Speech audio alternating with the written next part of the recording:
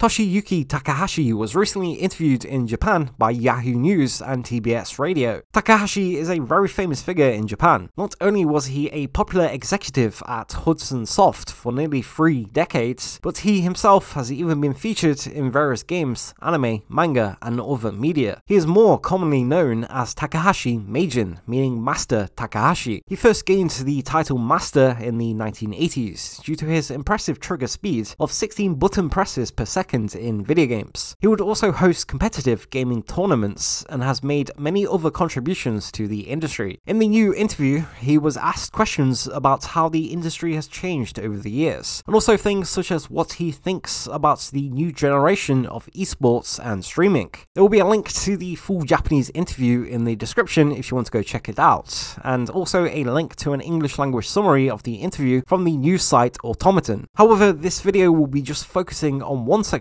of the interview, and that is his thoughts on video game violence. To quote, as for what the video game industry should be aware of, Takahashi opines that developers should avoid realistic depictions of violence in games that children might play. In particular, he expresses concern about children playing FPS games where you shoot realistic looking human characters. He questions whether it is necessary for games to feature such lifelike human enemies. Takahashi cites games that feature imaginary creatures like Pokemon and the Earth Defense Force series, an FPS where you fight against monsters to save the world. He mentions paint-firing series Splatoon as an example of a less violent shooter because the focus is on winning the game instead of killing your opponent. If more games were made in this way, I think the world would be a more peaceful place, he adds. And so here we have the famous industry veteran giving a rather critical view of the industry's use of violence. However, he says he is referring to games that children might play, and so he's not talking about all games. Perhaps he is referring to games like Fortnite, which is very popular in Japan, including with Japanese youth. Of course, however, video game ratings exist, and the game is rated teen for a reason. As always, let us know your thoughts in the comments below, and until next time, thank you for watching.